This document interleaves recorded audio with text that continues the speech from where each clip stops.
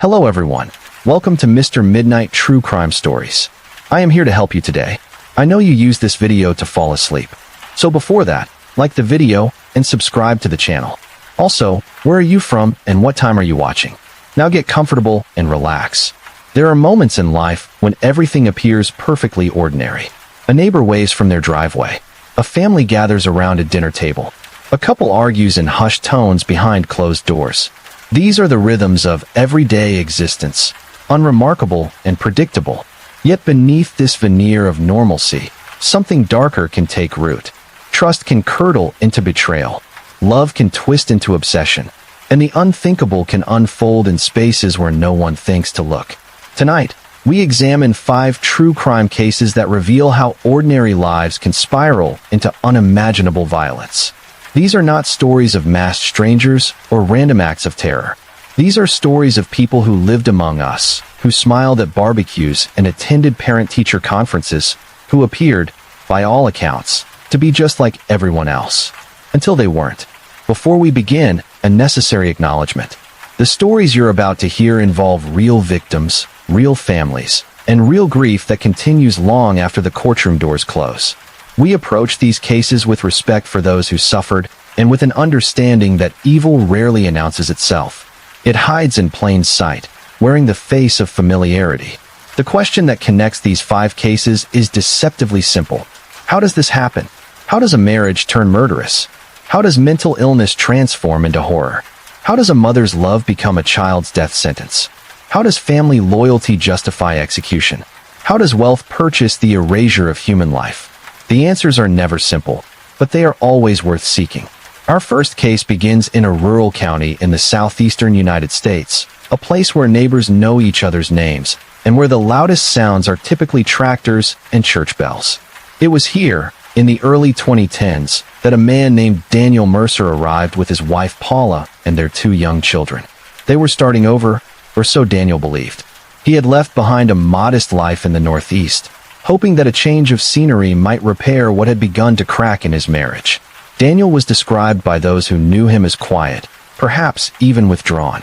He wasn't the type to dominate conversations at social gatherings. He worked hard, loved his children fiercely, and tried to ignore the growing distance between himself and Paula. Money was tight, as it often is for families trying to establish themselves in a new place. Bills piled up. Arguments became more frequent. Paula grew restless, and Daniel grew suspicious. By 2012, their marriage existed more in name than in substance.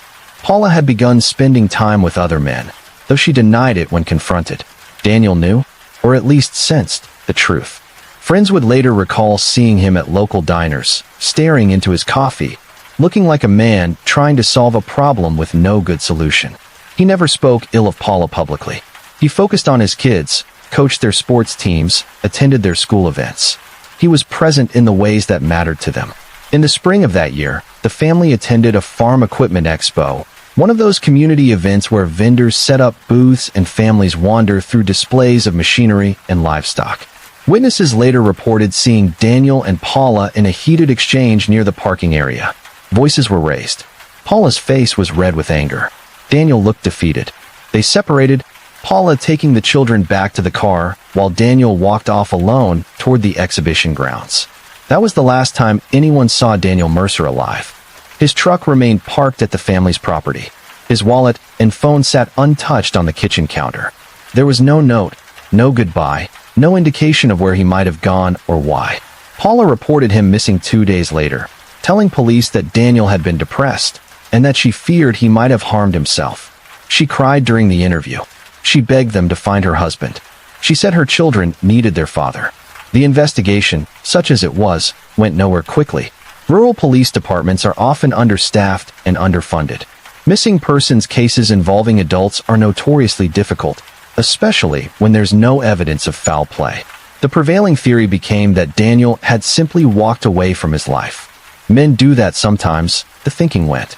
They get overwhelmed, they get desperate, and they disappear. Paula encouraged this narrative. She told friends that Daniel had been struggling emotionally, that he'd talked about needing space, that she wouldn't be surprised if he'd hitchhike to another state to start fresh. Months passed, then years. Life on the Mercer property continued. Paula began dating openly. The children adjusted to their father's absence as best they could, though neighbors noticed they rarely mentioned him. In 2014, Paula remarried. Her new husband moved into the home she had shared with Daniel. They held the ceremony in the backyard, a small affair with family and a few close friends. That backyard would become significant for reasons no one could have predicted. In the years following Paula's remarriage, neighbors began to notice construction activity on the property. A new fire pit appeared, built with professional-grade materials and set into a large concrete pad. It seemed excessive for such a modest home, but Paula explained that her new husband enjoyed entertaining. They hosted barbecues occasionally, though attendance was sparse. The fire pit became a focal point of the backyard, imposing and permanent. Daniel's family, meanwhile, never stopped looking for answers. His sister filed multiple requests with local law enforcement, begging them to reopen the investigation. She insisted that Daniel would never have abandoned his children. She pointed to his phone and wallet, still sitting in evidence storage. What man leaves without those things? The police were sympathetic but firm. Without new evidence, there was nothing more they could do. That new evidence came in 2023, more than a decade after Daniel's disappearance. A utility company needed to access a section of the Mercer property to repair underground lines. During excavation near the backyard fire pit, workers discovered something that made them stop immediately and call the authorities. Human remains, buried beneath the concrete pad. Forensic analysis confirmed what Daniel's sister had known in her bones for 11 years. The remains were Daniel Mercer's. The cause of death was a gunshot wound to the back of the head, execution style. He had been killed shortly after his disappearance and buried in his own backyard. For over a decade, Paula and her new husband had lived above his grave. They had grilled food and hosted guests mere feet from where Daniel's body decomposed in the earth. The arrest came swiftly. Paula was taken into custody and charged with first-degree murder. Her husband was charged as an accessory after the fact. The case that followed was as disturbing as it was revealing. Prosecutors presented a timeline showing that Paula had been planning to leave Daniel for months before his death. She had consulted with a divorce attorney but was concerned about losing custody of the children and facing financial hardship. Daniel had been the primary breadwinner, despite their struggles. His life insurance policy was modest, but enough to provide some stability. Text messages recovered from Paula's old devices painted a chilling picture. In exchanges with her then-boyfriend, later her second husband, she discussed Daniel as an obstacle. She wrote, "He won't just let me go." In another message, sent just days before Daniel's disappearance, she wrote, "I wish he would just disappear." The boyfriend responded, "Maybe he will." During trial, Paula's defense team attempted to introduce an alternative narrative. They claimed that one of Daniel's children had accidentally discharged a firearm kept in the home, and that Paula had panicked, choosing to bury the body rather than face an investigation that might result in her losing her children. It was a desperate strategy, one that required the jury to believe a mother would frame her own child for murder rather than call for help. The prosecution dismantled this theory with precision.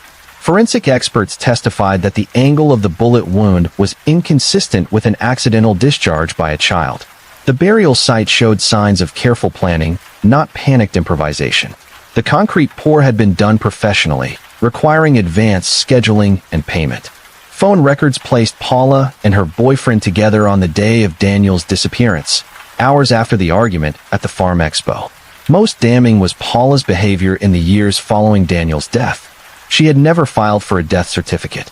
She had continued to access joint bank accounts. She had told multiple conflicting stories about Daniel's whereabouts. When investigators asked why she had remarried without legally dissolving her first marriage, she claimed she thought Daniel's prolonged absence constituted an automatic divorce. It didn't. The jury deliberated for less than 6 hours. Paula Mercer was found guilty of first-degree murder and sentenced to life in prison without the possibility of parole. Her second husband, who maintained he had no knowledge of the murder, was convicted of helping to conceal evidence and received a 15-year sentence. Daniel's children, now young adults, were left to process the reality that their mother had killed their father and then built a life on top of his grave. This case forces an uncomfortable question. How many other missing persons are not missing at all, but buried where no one thinks to look? How many families host gatherings unaware they're standing above someone's final resting place? The answer is unknowable, but the implications are deeply unsettling. The story of Daniel Mercer is one of calculated deception, but it is deception rooted in the familiar. Marital discord, financial stress, infidelity. These are elements that exist in countless households. What separated Paula from others facing similar circumstances was her willingness to cross a line most people never approach. She made a choice, and that choice extinguished a life and devastated two more. As we move into the second case, the nature of violence shifts. We leave behind the realm of domestic calculation and enter territory shaped by profound psychological damage. This is a story from decades past, one that has seeped into American folklore and inspired countless horror narratives. But the real story, stripped of sensationalism, is ultimately about a human being destroyed by abuse and mental illness, who in turn destroyed others. In the rural Midwest, during the middle decades of the 20th century, there was a farming community called Iron Hollow. It was the kind of place where everyone knew everyone, where church on Sunday was non-negotiable, and where social roles were rigidly defined. It was here that a boy named Walter Grimm was raised by a mother whose religious fervor crossed into fanaticism. Walter's father had died when he was young, leaving him alone with a woman who saw sin in nearly every human impulse. She forbade him from having friends. She monitored his every movement. She punished him brutally for infractions real and imagined. She spoke constantly of hellfire, of the corruption of the flesh, of the evil inherent in women outside of holy matrimony. Walter internalized these lessons. He became withdrawn, anxious, incapable of forming normal social bonds. By the time Walter reached adulthood, he was a deeply damaged individual. He had no job skills, no education beyond what his mother had provided, and no concept of how to navigate the world beyond their isolated farmhouse. When his mother died in the late 1940s, Walter was left utterly alone. Neighbors would occasionally see him in town, purchasing supplies, always avoiding eye contact, always hurrying back to the farm as quickly as possible. What no one knew was that Walter's mother's death had triggered something catastrophic in his psyche. She had been the center of his existence, the source of all structure and meaning. Her absence created a void that Walter could not bear. He began visiting her grave obsessively, spending hours sitting beside the headstone, talking to her as if she could still hear him. And then, eventually, he began to bring her back. Walter started robbing graves. He targeted women of a similar age to his mother, women who shared physical characteristics with her. He would dig them up under cover of darkness and bring them back to the farmhouse. What he did there is difficult to recount and should perhaps remain in the realm of clinical description. He preserved parts of them. He created items from their remains. He fashioned a grotesque approximation of the maternal presence he had lost. For years, this behavior went undetected. The cemetery was poorly maintained, and missing bodies were attributed to natural erosion or animal disturbance. Walter kept to himself. He farmed his land just enough to avoid drawing attention. To the few people who interacted with him, he was simply an odd, reclusive man, the kind every small town has. But Walter's compulsions were escalating. Grave robbing, as horrific as it was, eventually proved insufficient. He needed something more immediate, more alive before it was dead. In the early 1950s, 2 women disappeared from Iron Hollow within a span of 18 months. The first was a middle-aged widow who owned a small general store. The second was a seamstress who worked from her home. Both were last seen in the early evening, closing up their businesses. Both vanished without a trace. The town was gripped by fear. Theories proliferated. Some believed a drifter was responsible. Others thought it was connected to labor disputes at a nearby factory. A few suspected domestic situations that had turned fatal. No one suspected Walter Grimm. He was too pathetic, too broken, too harmless. The truth emerged almost by accident. A plumber came to the Grimm farmhouse to repair a well pump in 1954.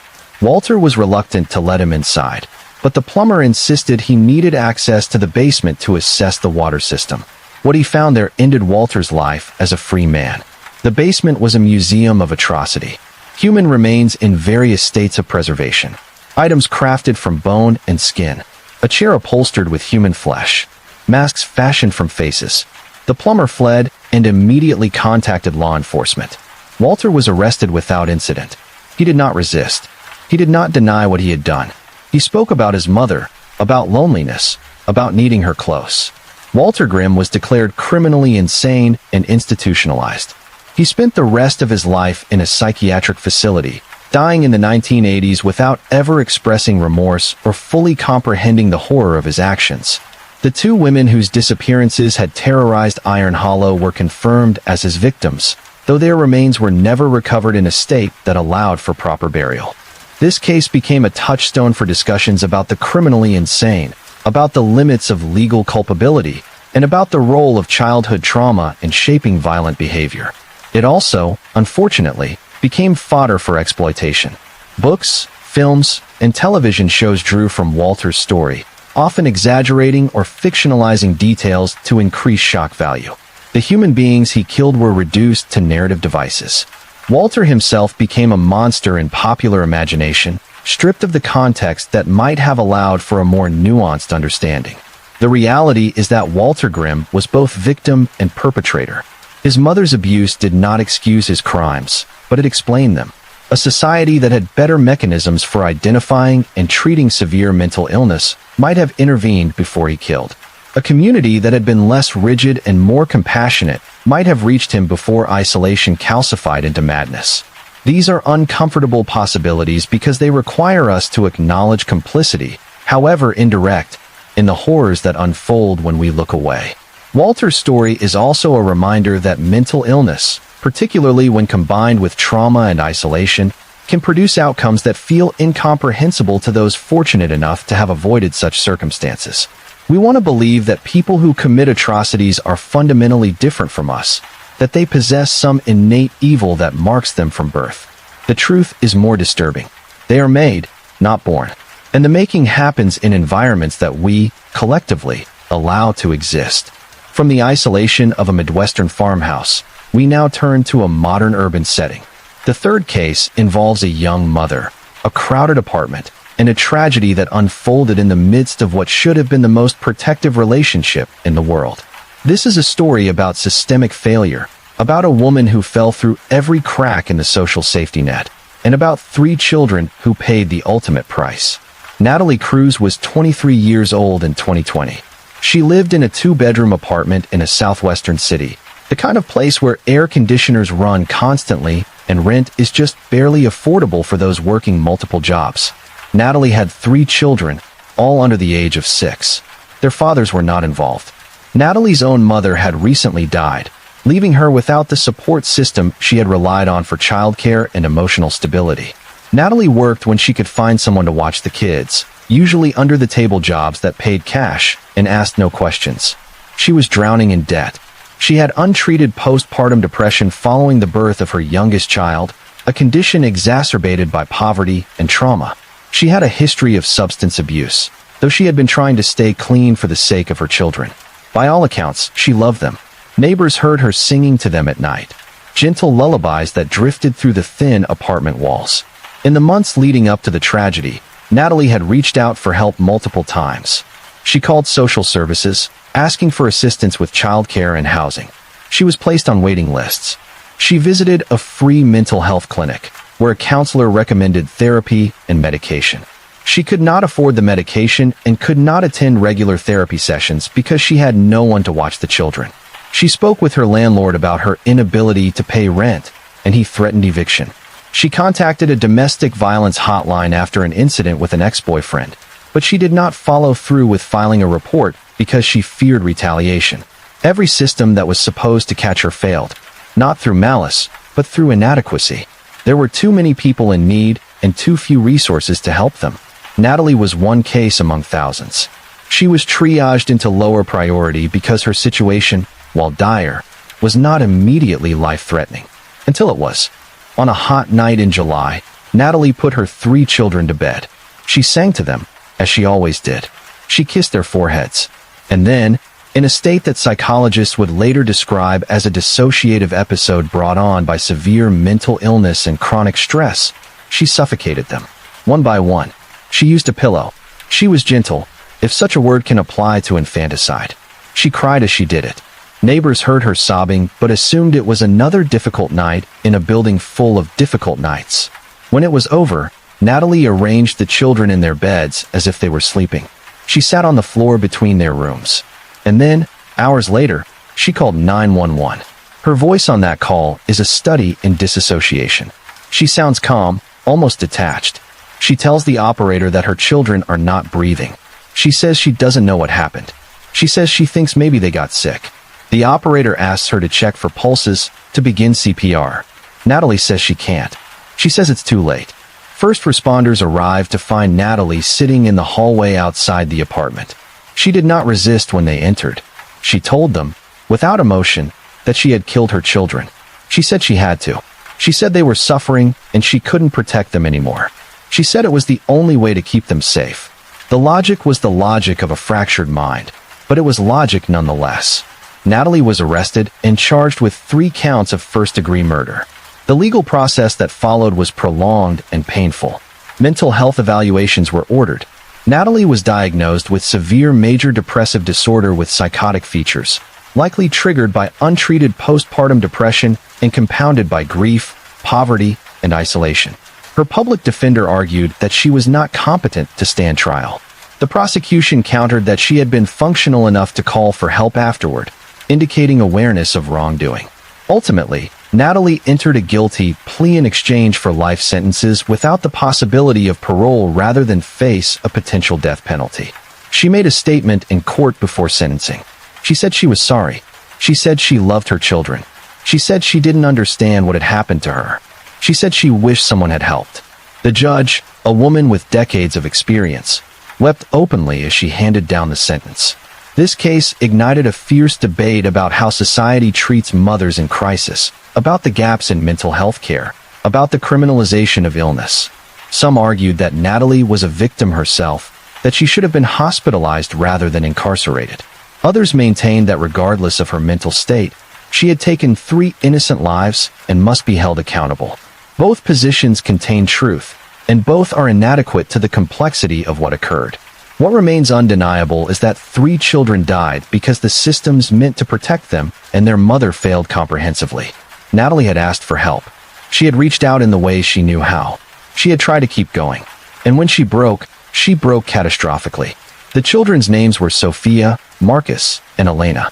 Sophia was 5. Marcus was 3. Elena had just turned 2.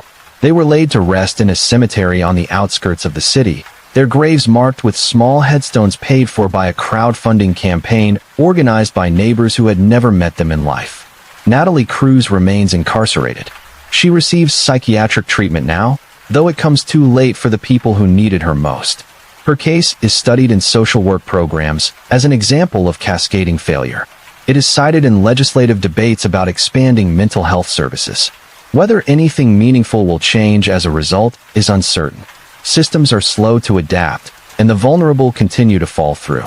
From this modern tragedy, we transition to a case that blends contemporary dynamics with age-old motives. Family violence, when combined with calculated conspiracy, produces a particularly insidious form of murder. The 4th case involves a custody dispute, a family that closed ranks, and a man who was ambushed by the people who claimed to love his children. Aaron Caldwell was an outdoorsman. He lived in a suburb nestled against the mountains of the western United States, a place where hiking trails were 10 minutes away and the air smelled of pine. He worked as a contractor, building custom homes for clients who wanted to escape urban density. He had been married for 7 years when his wife, Lydia, told him she wanted a divorce. The marriage had been troubled for some time. Aaron was often away for work, and Lydia resented the long hours and inconsistent income. She wanted stability, routine, a partner who came home at 5 and helped with dinner.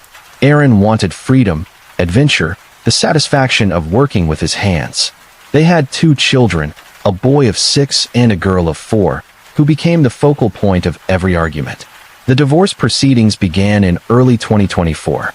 They were contentious from the start. Lydia wanted primary custody and sought to relocate with the children to another state where her mother and brother lived. Aaron contested the move, arguing that he was an involved father and that the children's lives were rooted in their current community. The court ordered a custody evaluation. Both parents were interviewed. Home visits were conducted.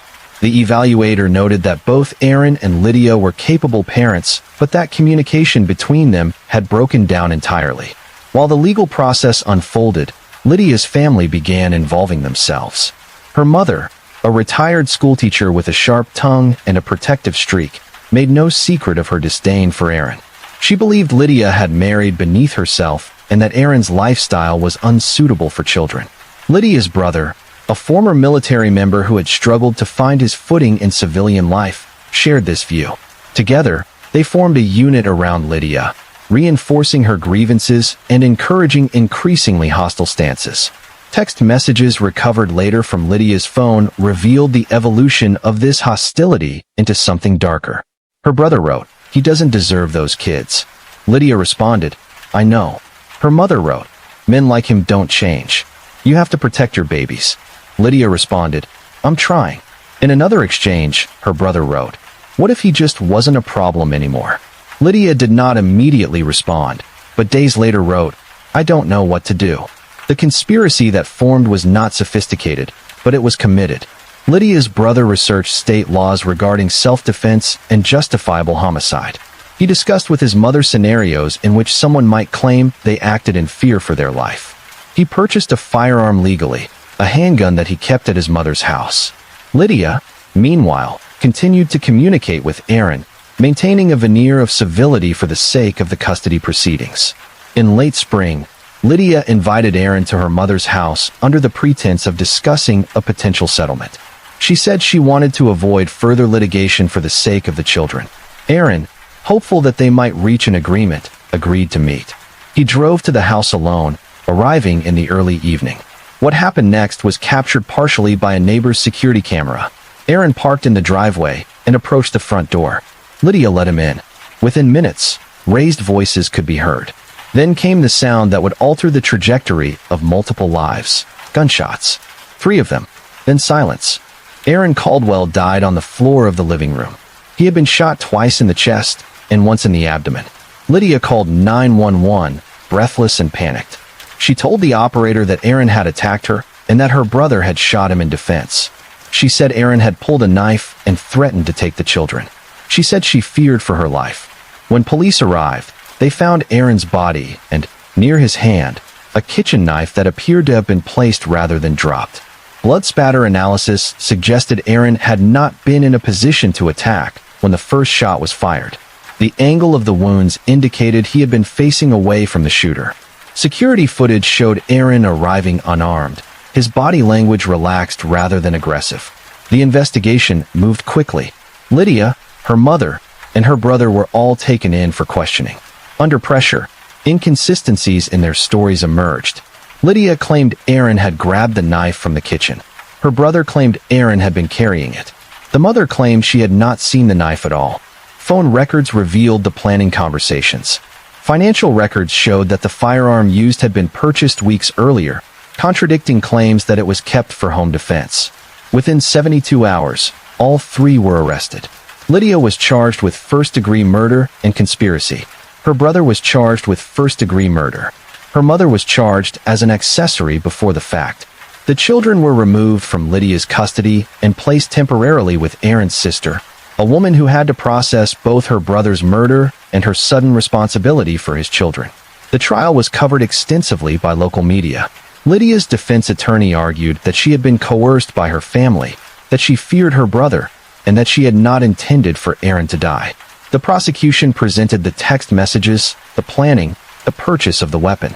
They argued that Lydia had orchestrated the entire event, using her family's antipathy toward Aaron to achieve what she could not accomplish legally: full control over the children and the elimination of the man standing in her way. The jury found Lydia guilty on all counts. She was sentenced to life in prison without the possibility of parole. Her brother received the same sentence. Her mother, whose role was deemed less direct, received 25 years. Aaron's children, now without either parent, faced a future shaped by trauma and loss. This case illustrates how family loyalty, when twisted by resentment and a shared sense of grievance, can become a weapon. Lydia did not act alone, and perhaps she would not have acted at all without the encouragement and support of her family. But she made the choice to set events in motion. She invited Aaron into a trap. She stood by while he was killed, and she attempted to blame him for his own murder. Aaron's sister later spoke at a victim impact hearing. She said that Aaron had loved his children more than anything, that he had been fighting for them through legal channels because he believed in doing things the right way. She said he had been betrayed by someone he once trusted, by people who claimed to value family above all else. She said the children ask about their father constantly, and that she does not know how to explain to them what their mother did. Family annihilation, or the murder of family members, is often studied in cases where a single individual kills their spouse and children. Less discussed is the phenomenon of family conspiracy, where multiple members collaborate to eliminate someone perceived as a threat. These cases are rarer but reveal dynamics of groupthink, shared delusion, and the dangerous amplification that occurs when violent ideas are validated rather than challenged. As we move into the fifth and final case, the nature of violence shifts again. Here, we encounter murder not born of passion or mental illness or familial enmity, but of cold calculation and the abuse of power. This is a story about money, secrecy, and the lengths to which some people will go to protect their reputations. In the southern United States, in a sprawling metropolitan area known for its wealth disparity and thriving service economy, there lived a woman named Lena Hart. Lena was 31 years old in 2019. By day, she worked as an esthetician at an upscale spa, performing facials and waxing services for wealthy clients. By night, she worked as a high-end escort, a fact she kept meticulously hidden from her family and daytime colleagues. Lena had been in the escort industry for nearly 5 years. She was selective about her clients, maintaining a small roster of regulars who paid well and respected boundaries. She saved her money carefully, planning eventually to leave the work behind and open her own business. She was smart, cautious, and professional. One of Lena's regular clients was a man named Thomas Hale. Thomas was in his mid-50s, a real estate developer who had made a fortune building luxury condominiums and commercial properties.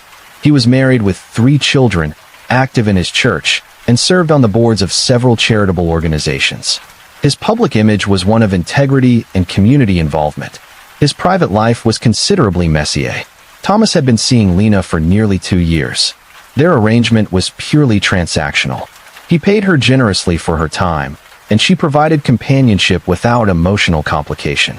It was a relationship built on mutual understanding and discretion. Or so Thomas believed. Lena, however, was also involved with a man named Mark Rowan. Mark was younger than Lena, in his late 20s, and their relationship was volatile. Mark knew about Lena's escort work and had fluctuated between acceptance and resentment. He saw her clients as a source of income, but also as rivals for her attention. By early 2019, Mark's resentment had evolved into something more calculating. Mark began pressuring Lena to exploit her client relationships. He suggested she could ask for more money, that wealthy men would pay to keep secrets. Lena resisted initially, understanding that extortion would destroy the professional boundaries that kept her safe. But Mark was persistent, and their relationship was codependent in ways that clouded Lena's judgment.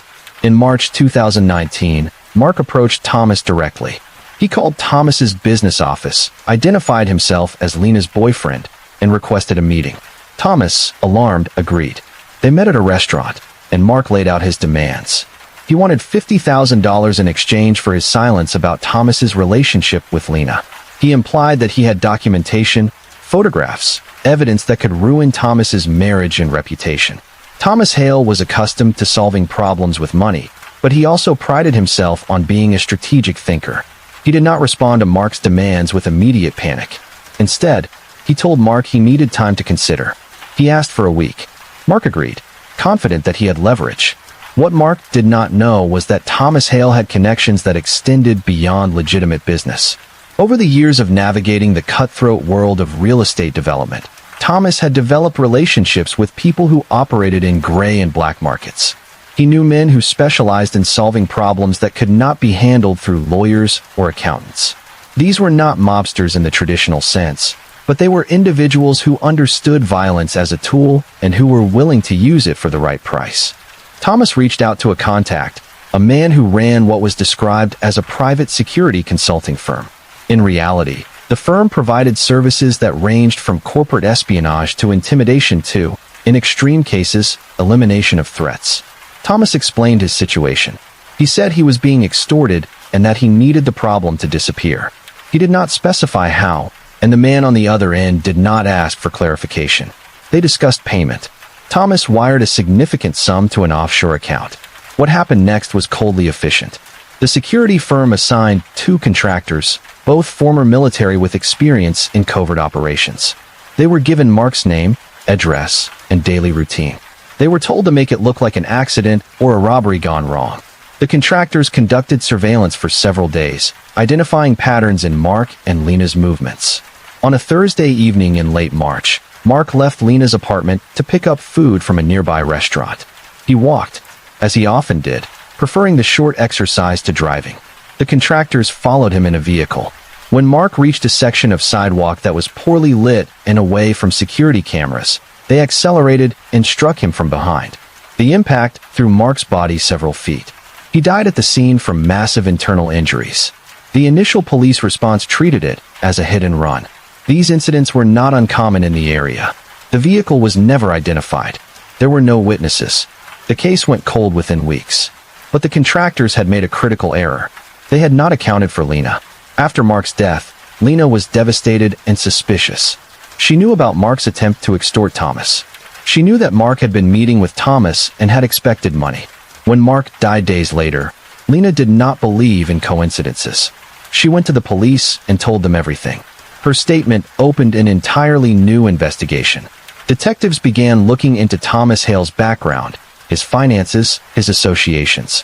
They discovered the wire transfer to the offshore account. They identified the security firm and began surveillance. Over the following months, they built a case that connected Thomas to the hit and run. The breakthrough came when one of the contractors, facing unrelated charges in another state, agreed to cooperate in exchange for a reduced sentence. He confirmed that he and his partner had been hired to kill Mark Rowan. He identified Thomas Hale as the client. He provided details about the planning and execution of the crime. Thomas was arrested at his office in front of colleagues and employees. The arrest was dramatic, covered by local news stations. His wife filed for divorce immediately. His charitable board positions evaporated. His business partners distanced themselves. The man who had spent decades building a reputation as a pillar of the community was revealed to have orchestrated a murder to protect his secrets. The trial was complicated by the involvement of multiple parties across state lines. Federal charges were brought because of the wire transfer and the interstate nature of the conspiracy. Thomas's defense attorneys argued that he had never explicitly ordered anyone killed, that he had merely sought protection from extortion, and that the contractors had exceeded their instructions. The prosecution presented the wire transfer, the contractor's testimony, and the convenient timing of Mark's death. They argued that Thomas had known exactly what he was paying for, and that his wealth had allowed him to believe he was above consequences. Thomas Hale was convicted on charges including conspiracy to commit murder and wire fraud. He was sentenced to life in prison without the possibility of parole. The 2 contractors received lengthy sentences as well. The security firm was investigated and eventually shut down, though its principals avoided prosecution by claiming ignorance of illegal activities conducted by independent contractors. Lena Hart's role in the case was complex. She had not participated in the murder, but her relationship with Mark and her initial involvement in his extortion scheme made her a problematic witness. She was granted immunity in exchange for her testimony. After the trial, she left the area and attempted to rebuild her life under a different name. The trauma of losing Mark, regardless of their troubled relationship, and the guilt of feeling partially responsible for his death, haunted her. This case forces a confrontation with uncomfortable realities about wealth and power. Thomas Hale was able to hire killers because he had money and connections. He believed, perhaps rightly, that he could purchase silence and safety. He was accustomed to controlling outcomes through financial means. When faced with a threat he could not buy off, he bought its elimination instead. The willingness of the contractors to kill for money raises questions about the privatization of violence. These were not desperate criminals acting out of immediate need. They were professionals who viewed murder as a service industry. The security firm that employed them operated in a legal gray zone, providing services that were sometimes legitimate and sometimes criminal, shielded by layers of corporate structure and plausible deniability. Mark Rowan, the victim, was not innocent. He attempted extortion. He threatened exposure. He tried to exploit someone else's secrets for financial gain. None of this justified his murder, but it complicates the narrative of pure victimhood. Mark made choices that put him in danger, and those choices had consequences. Whether those consequences should have been death is a moral question, not a legal one. From this web of exploitation, murder, and wealth, we now step back to consider the themes that connect these 5 cases. Each story is distinct in its particulars, but they share common threads that reveal something essential about human nature and the environments that shape it. The first thread is betrayal. Daniel Mercer was betrayed by the woman he trusted most, the mother of his children, the person with whom he had tried to build a life. Walter Grimm was betrayed by a parent who should have nurtured him, but instead warped him. Natalie Cruz was betrayed by systems that promised help, but delivered indifference. Aaron Caldwell was betrayed by family, by people who claimed to act in the interest of his children. Mark Rowan was betrayed by a man who chose murder over accountability. Betrayal is the foundational violence in each case. It precedes the physical act of killing. It creates the conditions in which murder becomes thinkable. When trust is destroyed, when the bonds that are supposed to protect us are severed, the barriers that prevent us from harming each other weaken. The second thread is invisibility. Daniel Mercer's disappearance was dismissed because he was an adult man assumed to have walked away. Walter Grimm's crimes continued for years because no one looked closely at the reclusive farmer. Natalie Cruz's suffering was documented but not addressed because she was one of many in crisis. Aaron Caldwell's concerns about his children's safety were dismissed as bitter divorce tactics. Mark Rowan's death was nearly written off as a random accident. Victims become invisible when we decide their stories are not urgent enough to investigate. This invisibility is not accidental. It is a product of resource scarcity, institutional apathy, and social hierarchies that determine whose suffering matters. Poor mothers, isolated men, mentally ill individuals, and people involved in criminalized activities all occupy spaces where society's attention is sporadic at best.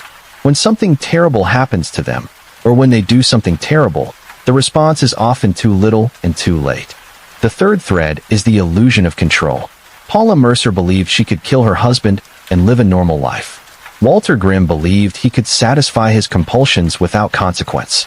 Lydia Caldwell believed she could eliminate her ex-husband and claim self-defense. Thomas Hale believed he could purchase murder without being traced. All of them were wrong, but their actions were predicated on the belief that they could manage the aftermath, that they were smarter or more careful than others who had been caught. This illusion is dangerous because it allows people to cross moral lines they might otherwise hesitate at. If you believe you will not be held accountable, if you believe you can shape the narrative, if you believe your intelligence or resources or planning will protect you, then the unthinkable becomes merely difficult. And difficult problems, as these cases demonstrate, are problems people convince themselves they can solve. The fourth thread is the failure of intervention. In every case, there were moments when a different outcome was possible. If Daniel's family had pushed harder for an investigation, if Walter's community had recognized his mental illness and intervened, if Natalie had received the mental health care and support she desperately needed, if Aaron's custody concerns had been taken seriously earlier, if Mark had chosen differently when Thomas made his initial payment. Each case contains a series of junctures where the trajectory could have changed. This is not to assign blame to those who did not intervene. Most people do not recognize danger until it has materialized. Most systems are reactive rather than proactive. But it is worth considering how many tragedies could be prevented if we were better at seeing warning signs and responding to them before crisis becomes catastrophe. The fifth and final thread is the permanence of loss.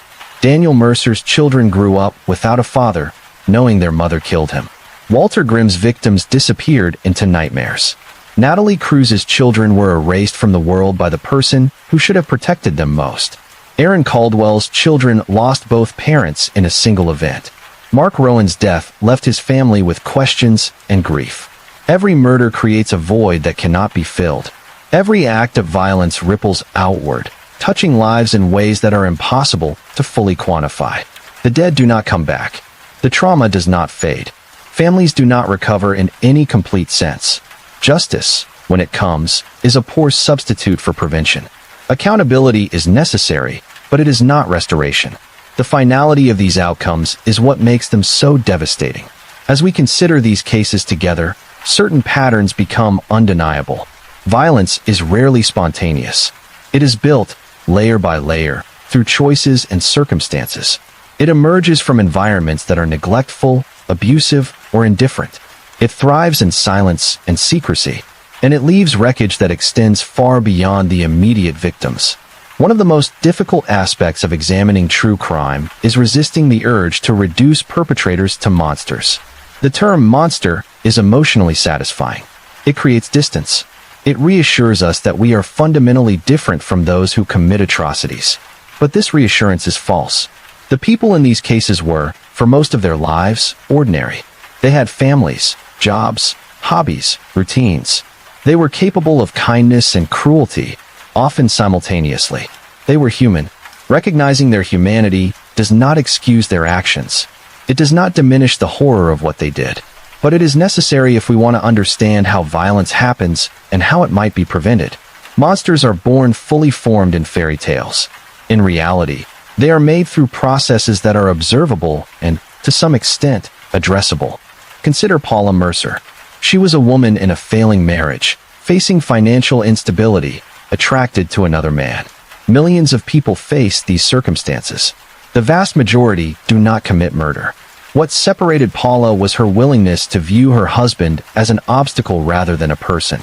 She dehumanized him, not in the sense of hating him, but in the sense of ceasing to consider his existence as having intrinsic value. He became a problem to solve. Once that mental shift occurred, violence became a solution. This dehumanization is a common feature in intimate partner violence. The abuser, or in this case the murderer, stops seeing the other person as fully real. They become an abstraction, a barrier, a source of inconvenience. Empathy collapses. The moral prohibition against killing weakens because the target is no longer perceived as someone whose life matters in the same way the perpetrator's life matters. Walter Grimm's case illustrates a different pathway to violence. His dehumanization of others was rooted in profound psychological damage. His mother's abuse and indoctrination had so warped his development that he could not form normal attachments. Women, in his mind, were not people but objects or symbols. His grave robbing and eventual murders were attempts to construct meaning in a psyche that had been shattered before it could fully form. Walter needed intervention long before he became dangerous. His isolation should have triggered concern. His mother's treatment of him was abusive in ways that neighbors surely noticed but chose not to report. The failures here are collective. A community that had been more willing to intervene in private family matters, that had recognized mental illness as something requiring treatment rather than shame, might have changed the outcome. This is speculative, but it is not unreasonable. Natalie Cruz's dehumanization was of a different nature entirely. She did not dehumanize her children in the traditional sense. She loved them, but her mental state had deteriorated to a point where she perceived their continued existence as a form of suffering she could end. This is psychotic logic, the product of a mind that has lost its grip on reality. She believed, in the moment of the murders, that she was acting out of love.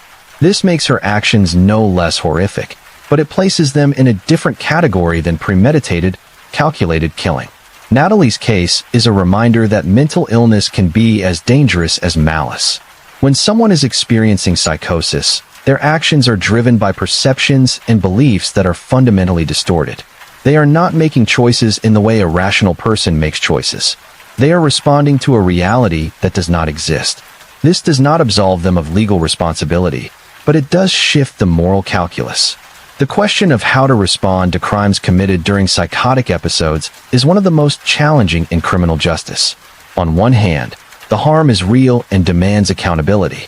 On the other hand, punishing someone for actions taken while their mind was not functioning properly feels like punishing someone for having a seizure while driving. The intent is absent, even if the consequence is devastating. Lydia Caldwell and her family represent a return to calculated violence. There was no psychosis here, no childhood trauma that broke something fundamental. There was anger, resentment, and a shared belief that Aaron was an impediment to the life Lydia wanted. The conspiracy was not sophisticated, but it was committed. 3 adults decided, collectively, that murder was an acceptable solution. The presence of multiple people made the decision easier, not harder. Each participant reinforced the other's resolve. This is the danger of echo chambers, whether they exist online or in living rooms. Thomas Hale's case is perhaps the most chilling because of its cold rationality. Thomas did not act in passion or mental breakdown or even shared delusion. He performed a cost-benefit analysis. The cost of paying Mark's extortion demand was $50,000 and the risk of future demands.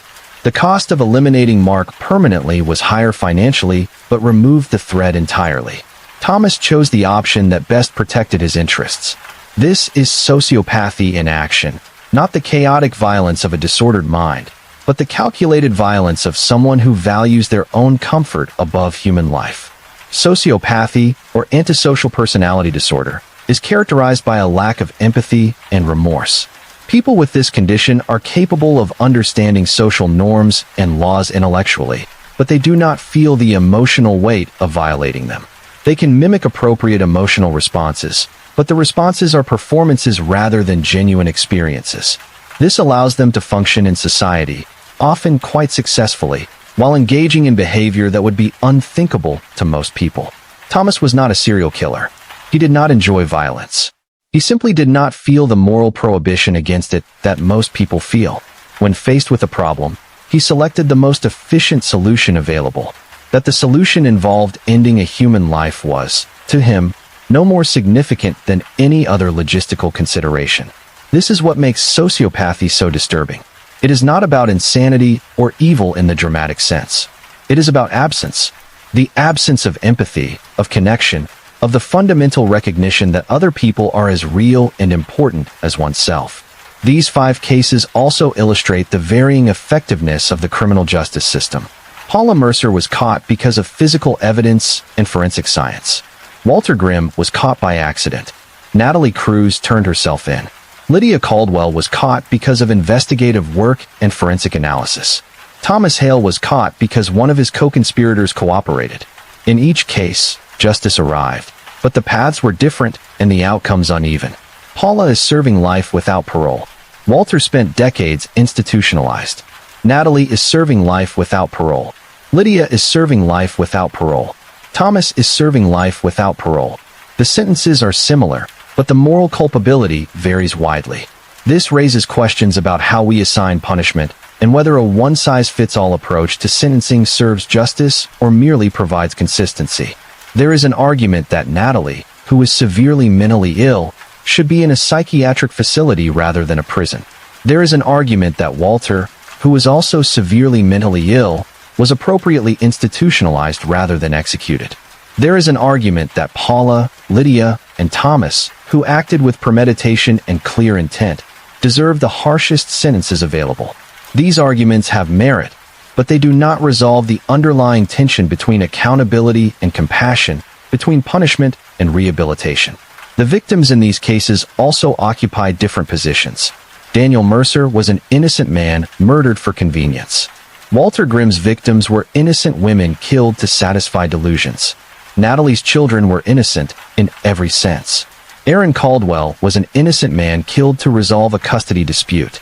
Mark Rowan was attempting extortion but did not deserve execution. The varying degrees of innocence do not change the wrongness of the murders, but they do affect how we perceive the cases emotionally. It is worth noting that true crime as a genre often focuses disproportionately on certain types of victims. White women receive more media attention than women of color. Middle-class victims receive more attention than poor victims. Victims with conventional lifestyles receive more attention than those involved in criminalized activities. This disparity reflects broader social biases about whose lives are valued and whose deaths are mourned. Mark Rowan's story, for instance, likely received less sympathetic coverage than it might have if he had been a teacher or an engineer. His involvement in extortion made him an imperfect victim, and imperfect victims are often denied the full weight of public sympathy. This is unjust. A person's worth is not determined by their worst decision. Mark made a terrible choice, but he was still a human being whose life had value. His death was still a tragedy, even if it was a complicated one. Similarly, Natalie Cruz is often discussed in ways that reduce her to either pure villain or pure victim. She is neither. She is a woman who committed an unforgivable act while in the grip of severe mental illness. She is responsible for what she did, but she is also a casualty of systemic failures that left her without the help she needed. Both things can be true simultaneously. This complexity is what makes true crime compelling and frustrating. We want clear villains and heroes. We want easy answers. Reality provides neither. It provides people making choices under pressure, sometimes terrible choices, and it provides consequences that ripple outward in ways that are impossible to contain. Another theme worth examining is the role of secrecy in enabling violence. Paula Mercer kept her plan secret. Walter Grimm's activities were hidden by isolation. Natalie's deteriorating mental state was invisible to overwhelmed systems. Lydia's conspiracy was conducted through private communications. Thomas's arrangement with the contractors was designed to be untraceable. Secrecy allows violence to fester. It prevents intervention. It creates the space in which the unthinkable becomes possible. This is why transparency, while uncomfortable, is protective. Families that communicate openly about struggles are less likely to reach crisis points. Communities that check in on isolated members can identify warning signs. Systems that take mental health seriously can intervene before tragedies occur. Sunlight, as the saying goes, is the best disinfectant. Violence thrives in darkness. Of course, transparency has limits. Privacy is also important. The balance between respecting privacy and preventing harm is delicate and context-dependent. There is no formula that works in every situation. But the general principle holds. Secrets enable harm. The more we isolate, the more we hide, the more we refuse to acknowledge problems, the more likely those problems are to escalate. The cases also demonstrate the importance of believing people when they say they need help. Daniel's family knew something was wrong, but were dismissed by police. Walter's community saw his dysfunction, but did nothing. Natalie explicitly asked for assistance and was placed on waiting lists. Aaron expressed concerns about his safety that were treated as litigation tactics. Mark's death was initially assumed to be an accident despite his recent conflict with Thomas. In each instance, there were people who knew or suspected that something was wrong. Their concerns were not taken seriously until it was too late. This pattern of dismissal is partly structural. Police departments, social services, and courts are overwhelmed. They must triage, and triage means that some concerns are deprioritized. But it is also cultural. We are taught not to interfere in other people's business. We are skeptical of claims that seem dramatic or unlikely. We assume that people who are truly in danger will somehow make that danger undeniable. These assumptions are wrong more often than we like to admit. Believing people does not mean accepting every claim uncritically. It means taking concerns seriously enough to investigate. It means erring on the side of caution when someone says they fear for their safety or the safety of others. It means recognizing that people often minimize their own danger because acknowledging it feels overwhelming. It means understanding that by the time someone asks for help, they have usually been struggling for far longer than they are willing to admit. If Natalie Cruz had been believed when she said she could not cope, if she had been given immediate access to mental health care rather than placed on a waiting list, her children might be alive. This is not speculation. It is a reasonable conclusion based on what we know about postpartum psychosis and intervention efficacy. The system failed her, and through her, it failed her children. If Aaron Caldwell's concerns about Lydia's behavior had been taken more seriously during custody proceedings, if the court had recognized the escalating hostility, it might have implemented safeguards that prevented the ambush. This is also not speculation. Family courts regularly deal with high-conflict cases, and they have tools for managing danger. Those tools were not used, and Aaron paid with his life. The role of firearms in these cases is also worth noting. Aaron was shot. Mark was killed by contractors who used a vehicle, but Thomas's security firm certainly had access to firearms. America's relationship with guns is fraught and contentious, but it is undeniable that the availability of firearms makes certain types of violence easier to commit. A knife requires close proximity and sustained effort. A gun allows distance and immediacy. This is not an argument for or against gun control. It is an observation about lethality. The cases that involved firearms resulted in deaths that were swift and final. There was no opportunity for the victim to escape or for the perpetrator to reconsider. Once the trigger is pulled, the decision is made. This finality is what makes firearms so dangerous in the hands of people who are emotional, impulsive, or calculating. Lydia's brother purchased his firearm legally. He passed a background check. He had no criminal history.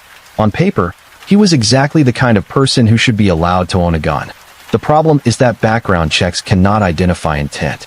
They cannot predict that someone will use a legally purchased weapon to commit murder.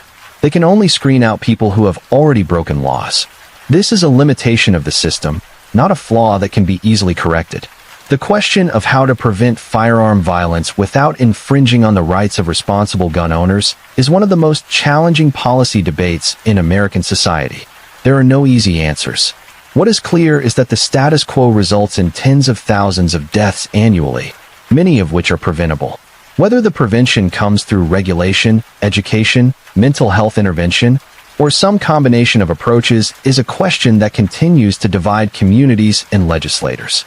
Beyond firearms, the cases illustrate the role of technology in both enabling and solving crimes. Paula Mercer's social media activity after Daniel's disappearance raised suspicions. Text messages between Lydia and her family provided critical evidence. The wire transfer from Thomas to the security firm created a financial trail. Security camera footage captured Aaron's arrival and contradicted the self-defense claim. Cell phone records placed people at scenes and times that they claimed to be elsewhere. Technology has made certain types of crime more difficult to conceal. Digital footprints are pervasive. Communications leave records. Financial transactions are traceable. This is, in many ways, a positive development for justice. It is harder now than it once was to commit a perfect crime. But technology also creates new avenues for surveillance and control, raising privacy concerns that must be balanced against security needs. The 5 cases also differ significantly in how they were covered by media. Paula Mercer's case received moderate local coverage, but did not become a national story. Walter Grimm's case, because of its grotesque nature and historical distance, became the subject of books, documentaries, and fictionalized adaptations. Natalie Cruz's case was covered extensively during the trial, often in ways that sensationalized her mental illness rather than examining systemic failures. Lydia Caldwell's case received significant regional coverage, particularly because of the family conspiracy angle. Thomas Hale's case was covered as a scandal, focusing on his fall from social prominence. The way media covers crime shapes public perception. Sensationalized coverage can create fear that is disproportionate to actual risk. It can also reduce complex situations to simple narratives of good versus evil. Responsible crime journalism requires balancing the public's right to information with respect for victims and an understanding of the broader context in which crimes occur. One of the frustrations of true crime coverage is the focus on perpetrators over victims. We learn the killers' names. We study their psychology. We analyze their motives. The victims often become secondary, reduced to brief descriptions and family photographs. This imbalance reflects a cultural fascination with transgression, with the question of how someone could do such a thing. But it comes at the cost of centering the people who suffered. Daniel Mercer was more than a man who was murdered and buried in his backyard. He was a father who coached Little League. He was someone's son, someone's brother. His children lost not only their father, but also their childhood sense of safety. Their trauma is lifelong. Yet the case is often discussed primarily in terms of Paula's actions and trial, as if Daniel's existence mattered less than his wife's betrayal. Walter Grimm's victims were women with lives, families, businesses.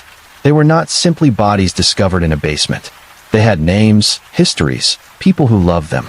The focus on Walter's psychological profile, while understandable from a clinical perspective, often overshadows their humanity. They become footnotes in his story rather than the center of their own. Sophia, Marcus, and Elena Cruz were children with personalities, preferences, futures. They are remembered now primarily as the victims of their mother's crime. We know little about who they were because their lives were ended before they had a chance to become fully themselves.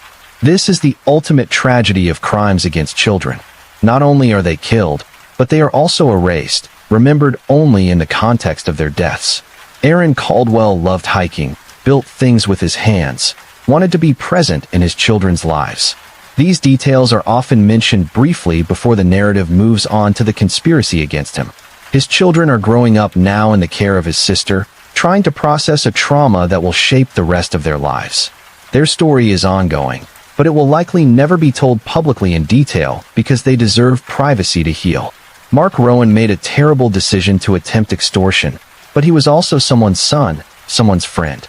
His death is often discussed primarily as the inciting incident in Thomas Hale's prosecution. His life is reduced to his worst choice, and while that choice was significant, it was not the totality of who he was. Every person contains multitudes. Every person who dies violently is more than the circumstances of their death. Centering victims in true crime discussions is difficult because the information available about perpetrators is often more detailed. Court records, psychiatric evaluations, confessions, and trial testimony provide insight into the minds of killers. Victims, by contrast, are absent from these proceedings except as subjects of testimony. They cannot speak for themselves. Their stories are told by others, filtered through grief and memory. This imbalance can be corrected by making a conscious effort to research and include information about victims' lives before the crimes. It requires asking not just how someone died, but how they lived. It means recognizing that the significance of these cases lies not in the psychology of the perpetrators, but in the loss experienced by those left behind. Families of victims often express frustration with true crime media. They see their loved ones reduced to plot points. They watch as killers become celebrities, subjects of fascination and even admiration. They hear people discuss the crimes casually, as entertainment, without acknowledging the ongoing pain of those who were directly affected. This frustration is valid. True crime consumption should come with an awareness of the real people behind the stories and a commitment to approaching these cases with empathy and respect. The ethics of true crime as a genre are complex. On one hand, examining these cases can serve educational purposes. Understanding how violence occurs can inform prevention efforts. Studying criminal justice responses can highlight systemic improvements that are needed. Providing detailed accounts of crimes can satisfy legitimate public interest in understanding human behavior at its extremes. On the other hand, there is a risk of voyeurism, of consuming others' suffering as entertainment without considering the ethical implications. There is a risk of glorifying perpetrators, of giving them the attention and notoriety they may have craved. There is a risk of re-traumatizing victims' families every time the case is discussed publicly. Navigating these ethical tensions requires intention. It requires asking why a particular case is being discussed and what purpose the discussion serves. It requires respecting the wishes of victims' families when they request privacy. It requires avoiding sensationalism and focusing on facts rather than speculation. It requires remembering that these are real events with real consequences, not fictional narratives designed to thrill. The 5 cases we have examined tonight were selected not for their shock value, but for what they reveal about the nature of violence and justice. They represent different pathways to murder, different types of victims and perpetrators, different investigative challenges and legal outcomes. Together, they paint a picture of crime that is more complex and nuanced than simplified media narratives often allow. If there is a lesson to be drawn from these cases, it is that violence is preventable more often than we acknowledge. Not always, but often. Systems that adequately fund mental health services, that take threats seriously, that provide support to families in crisis, that investigate disappearances thoroughly regardless of the victim's circumstances, that hold powerful people accountable. These systems save lives. We have the knowledge and resources to reduce violence significantly. What we often lack is the political will and social commitment to do so. It is easier to punish after the fact than to invest in prevention. It is easier to blame individuals than to acknowledge systemic failures. It is easier to other those who commit crimes than to recognize the continuum of circumstances and choices that lead from ordinary life to atrocity. None of this is to suggest that individual responsibility is meaningless. Paula Mercer chose to kill her husband. Lydia Caldwell chose to conspire against her ex-husband. Thomas Hale chose to hire killers. These were deliberate decisions made by people who understood right from wrong and chose wrong anyway. They are accountable for those choices, and justice demands consequences. But accountability and prevention are not mutually exclusive. We can hold people responsible for their actions while also working to create conditions that make such actions less likely. We can punish those who commit crimes while also recognizing that some crimes could have been prevented if different choices had been made by institutions, communities, and systems. Walter Grimm and Natalie Cruz occupy a different space in this discussion. Both were severely mentally ill at the time of their crimes. Both should have received treatment long before they became dangerous. The question of culpability in such cases is more complex. They are legally responsible under the framework of our justice system, but morally, the picture is murkier. If someone's brain is not functioning properly, if they are experiencing psychosis or responding to trauma-induced delusions, are they making choices in the same sense that a mentally healthy person makes choices? The legal standard for insanity is narrow, and many people with severe mental illness do not meet it. They are found guilty and sentenced accordingly. Whether this serves justice or merely satisfies our need to hold someone accountable is debatable. The alternative, excusing all crime committed during mental illness, is untenable. It would create obvious problems for public safety and undermine the principle that actions have consequences. But the current system, which often treats mental illness as an aggravating factor rather than a mitigating one, is also problematic. It punishes people for being sick. A more humane approach would involve diverting mentally ill offenders into treatment rather than incarceration when appropriate, providing robust psychiatric care within prisons for those who must be incarcerated, and investing heavily in early intervention to prevent mental illness from escalating to the point where violence becomes likely. These approaches exist in some jurisdictions, but are underfunded and inconsistently applied. The broader question of what we want our justice system to accomplish is central to these discussions. Is the purpose of incarceration punishment, deterrence, rehabilitation, or public safety? Different people answer this question differently, and those answers shape policy debates about sentencing, parole, and prison conditions. If the purpose is punishment, then long sentences for severe crimes make sense. Society expresses its condemnation of certain acts by imposing harsh consequences. This satisfies a moral intuition that wrongdoing must be met with suffering proportional to the harm caused. If the purpose is deterrence, then the effectiveness of punishment becomes the relevant measure. Research on deterrence is mixed. Certainty of being caught deters crime more effectively than severity of punishment. People who commit crimes in the heat of passion or during mental health crises are not calculating cost-benefit analyses. Deterrence works best for premeditated crimes where the perpetrator is rational. If the purpose is rehabilitation, then the focus shifts to changing the person who committed the crime so they will not reoffend. This requires programming, education, therapy, and eventually reintegration into society. Rehabilitation is difficult and expensive, and it is not always successful. But for many offenders, particularly those who committed crimes young or under circumstances that have since changed, rehabilitation offers a path to redemption.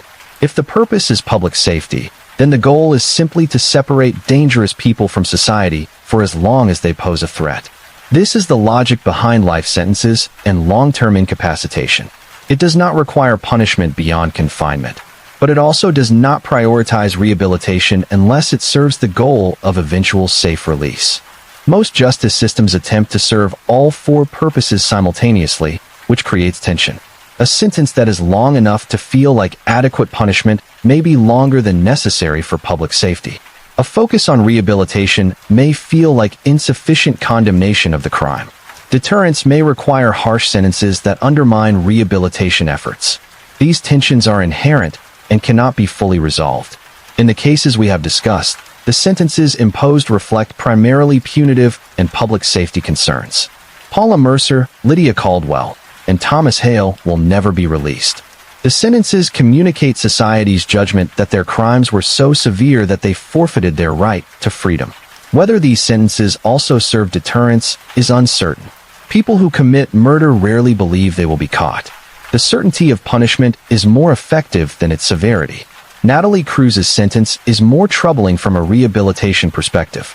She is mentally ill and, with treatment, might not pose a future danger. Yet she is serving life without parole.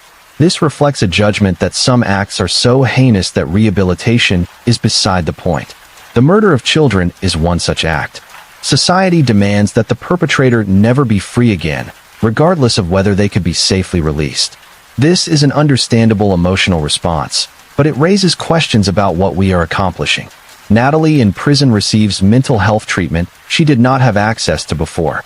She is, by accounts, remorseful and aware of what she did in ways she was not during the psychotic episode. She will never be released. Her continued incarceration serves no rehabilitative purpose because there is no path to release. It serves punishment and, perhaps, provides some sense of justice to a society that demands accountability. The question of whether life without parole is ever appropriate is contentious. Some argue that it should be reserved for the most extreme cases where rehabilitation is impossible or the risk of reoffense is too high. Others argue that it should be abolished entirely, that every person should have a possibility of redemption. Still others argue that life without parole is more humane than the death penalty and should be retained as the most severe punishment available. These are not questions with clear answers. They involve competing values: mercy and justice, safety and redemption, individual rights and collective good. Different societies answer them differently, and even within societies, opinions vary widely.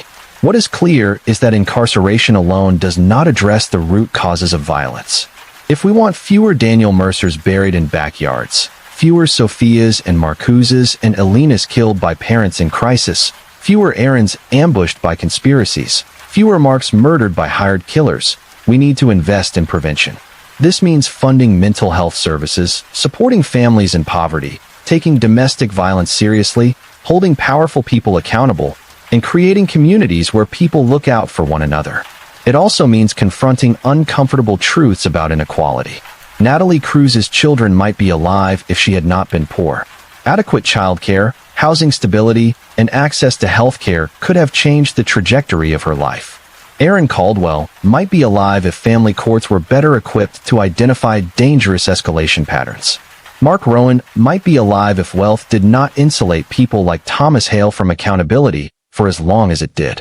These systemic issues are difficult to address because they require collective action and sustained investment. It is easier to focus on individual cases, to punish individual perpetrators, and to move on. But individual cases accumulate. They form patterns. And those patterns reveal systemic failures that demand attention. The role of community in preventing violence cannot be overstated. Many of the cases we have discussed involve people who were isolated or whose problems were known but ignored. Daniel's disappearance was not investigated thoroughly. Walter's dysfunction was visible but unaddressed. Natalie's struggles were documented but not prioritized.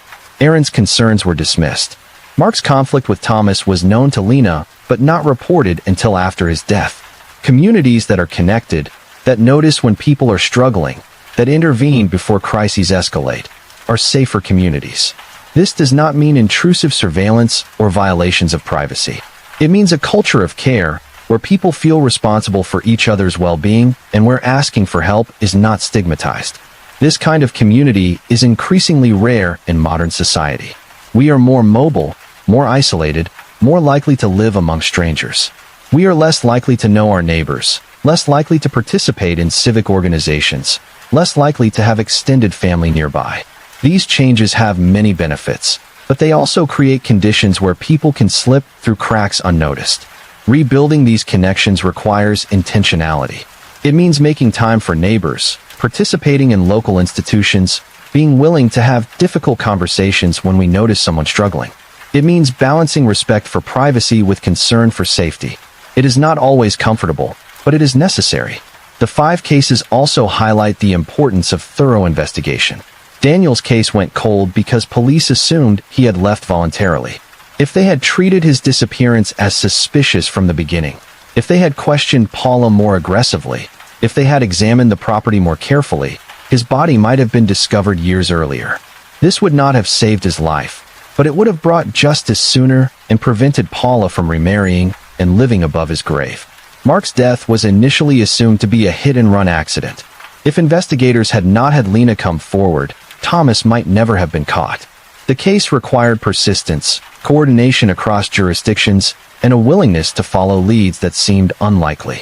This is resource-intensive work, and many police departments lack the resources to conduct such investigations for every suspicious death. Adequate funding for law enforcement, particularly for investigative units that handle complex cases, is essential for justice. But funding alone is not sufficient. Training, accountability, and a culture that prioritizes thorough investigation over closing cases quickly are also necessary. Too often, police work is judged by clearance rates and response times rather than by the quality of investigations and the justice achieved. The legal system's treatment of these cases also varied significantly. Paula's trial was straightforward once evidence was discovered. Walter was institutionalized without trial under standards that would likely not apply today. Natalie pled guilty, avoiding trial entirely. Lydia's case involved multiple defendants and complex conspiracy charges. Thomas's case required federal involvement and international cooperation. Each case demanded different legal expertise and resources. Public defenders handling Natalie's case faced the challenge of representing a client who was clearly guilty but severely mentally ill. Prosecutors in Thomas's case had to build a complex case involving wire fraud and conspiracy across state lines. The variability in legal complexity affects outcomes and can create disparities in justice. Wealthy defendants like Thomas can afford high-quality legal representation that may be unavailable to defendants like Natalie. This creates a two-tiered justice system where outcomes depend partly on financial resources. While Thomas was ultimately convicted, the trial was lengthy and expensive, and had he been able to afford even better attorneys, or if the case had been slightly different, he might have avoided conviction entirely. This disparity undermines the principle that justice should be blind to wealth and status. Efforts to address it, through adequately funding public defenders, limiting the advantages of expensive legal representation, and ensuring that all defendants have access to expert witnesses and investigative resources, are ongoing but insufficient. Another dimension worth exploring is the impact of these crimes on communities. Gulf County, where Daniel Mercer was murdered, is a small rural area where people know each other. Paula's arrest and trial shocked residents who had interacted with her for years. Some felt betrayed that someone they had trusted was capable of such deception. Others questioned whether they should have noticed something wrong. The discovery of Daniel's body in the backyard forced a reckoning with the reality that violence can hide in the most ordinary places. Iron Hollow, the community where Walter Grimm committed his crimes, was never quite the same after his arrest. The town became known for one thing: a gravekeeper who robbed graves and murdered women. People moved away. Property values dropped. The story became a stain that could not be washed away. Decades later, the town is still referenced primarily in the context of Walter's crimes, a legacy that current residents resent.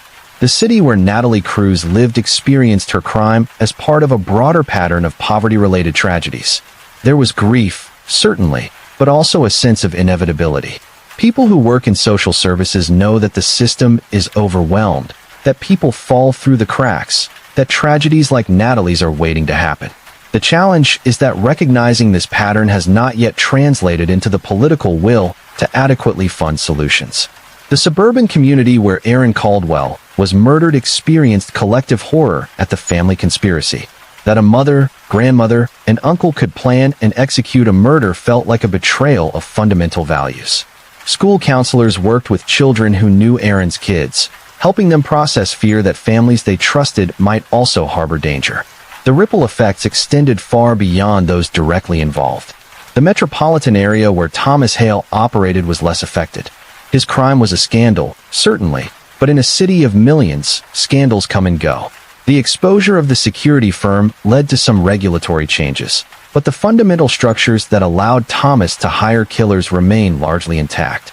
Wealth still insulates people from accountability, and private security firms still operate in gray zones where legality is ambiguous. These varying community impacts reflect different contexts and scales. Small communities feel individual tragedies more acutely because everyone is connected. Large communities absorb shocks more easily, but may also be less motivated to make systemic changes because the impact feels diffuse. Neither response is necessarily better, but both shape how communities heal and whether they take steps to prevent future tragedies. The question of healing is complex. Victims' families never fully recover. They learn to live with grief, but it does not disappear. Daniel's children are adults now, trying to build lives while carrying the knowledge of what their mother did. Aaron's children are growing up in the care of an aunt who loves them, but who is also processing her own grief. The families of Walter's victims likely carried trauma across generations. Lena Hart lives under a different name, trying to escape a past that follows her. These are not stories with happy endings. Justice systems can provide a form of closure through trials and sentences, but closure is an inadequate word for what families experience. Accountability is necessary, but it does not restore what was lost. No sentence brings back the dead. No conviction erases the trauma. The best outcome is that families receive acknowledgement that their loved one's life mattered and that the person responsible is held accountable. This is not healing, but it is something. Support systems for victims' families are often inadequate. Victim advocates exist within criminal justice systems, but they are frequently understaffed and limited in what they can provide. Therapy and counseling are essential, but they are expensive and not always covered by insurance. Financial compensation, when available, helps with practical matters but does not address emotional wounds. Some families find meaning in advocacy, working to change laws or raise awareness about issues related to their loved one's death. Daniel's sister became involved in efforts to improve missing persons investigations.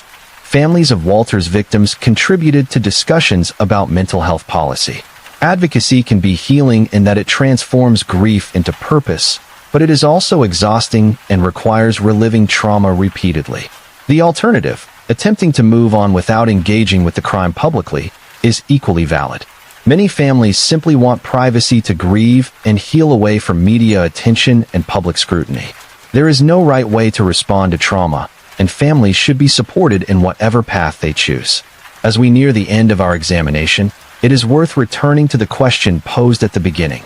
How do ordinary lives unravel into unimaginable violence?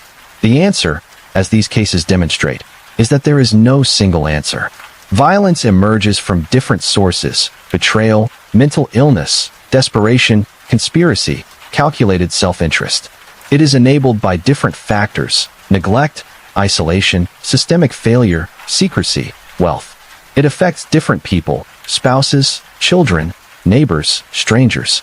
And it demands different responses: investigation, treatment, accountability, prevention. What connects these disparate cases is the human capacity for both cruelty and resilience. Paula Mercer's betrayal of Daniel was cruel. The community that rallied to fund Sophia, Marcus, and Elena's burials demonstrated resilience. Walter's crimes were horrors.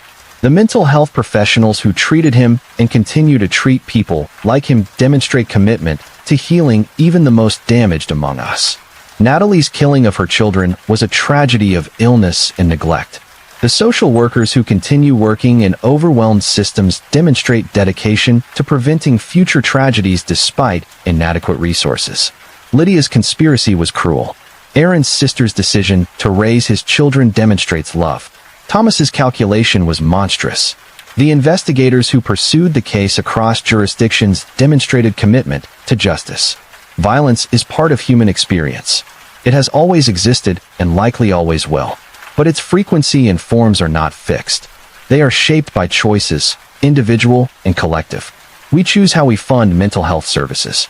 We choose how we investigate crimes. We choose how we support families in crisis. We choose how we hold powerful people accountable.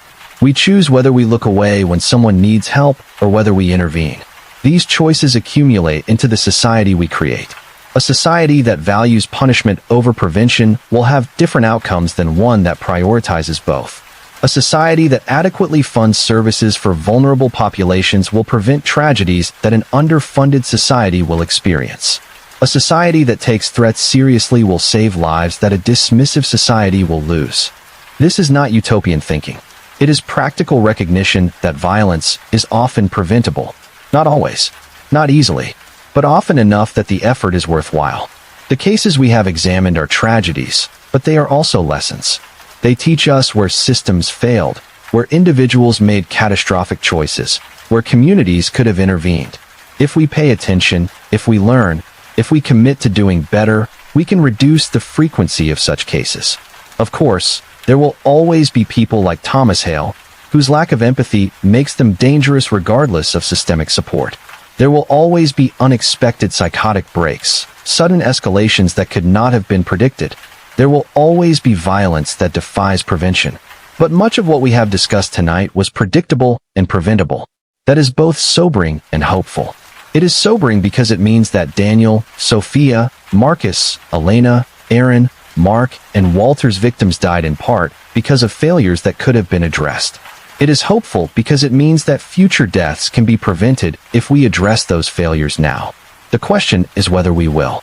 True crime stories serve a purpose beyond entertainment. They force us to confront uncomfortable realities about human nature and social structures. They remind us that violence is not abstract, not something that happens only to other people in distant places. It is real, close, and often hiding behind ordinary facades. And they challenge us to ask what we are willing to do to prevent it. As viewers and listeners, our role is not passive. We can support organizations that work to prevent violence. We can advocate for policies that fund mental health services, improve investigative resources, and support families in crisis. We can be attentive neighbors and community members, willing to check in when someone seems to be struggling. We can educate ourselves about warning signs and know how to respond. These are not dramatic actions, but they are meaningful. We can also approach true crime consumption ethically. We can remember that the stories we listen to are real. We can resist the urge to sensationalize or to glorify perpetrators. We can center victims in our understanding of these cases. We can respect the privacy of families when they request it. And we can be thoughtful about what these stories teach us rather than simply consuming them as entertainment. The cases of Daniel Mercer, Walter Grimm, Natalie Cruz, Aaron Caldwell, and Mark Rowan are now part of the public record. They cannot be undone. The lives lost cannot be restored. But they can be remembered with respect and with a commitment to learning from the failures that allowed these tragedies to occur. If you've stayed with us through this examination, you've engaged with difficult material. You've sat with discomfort, with grief, with the reality of what humans are capable of at their worst. That engagement matters. It is easy to look away from violence, to dismiss it as something that happens to other people. It is harder to look directly at it, to understand it, and to commit to doing something about it. Before we close, a reminder that if you or someone you know is struggling with mental health issues, domestic violence, substance abuse, or any crisis that feels overwhelming, help is available.